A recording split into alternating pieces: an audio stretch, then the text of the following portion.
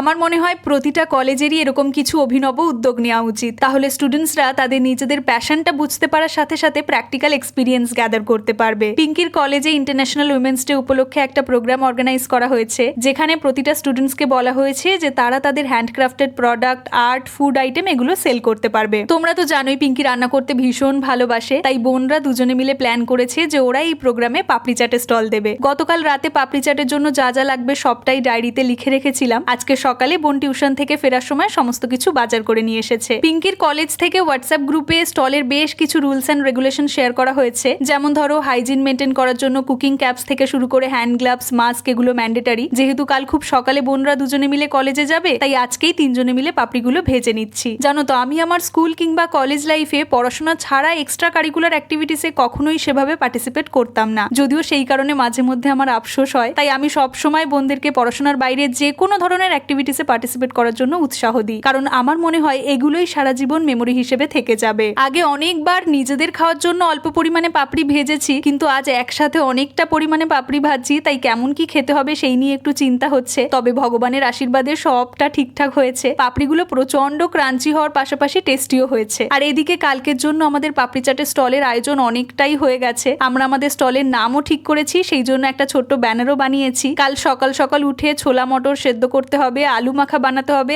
আরো অনেক কাজ আছে। চলো আজ তাহলে আসি, দেখো তোমাদের সঙ্গে পরে ভ্লগে। বাই।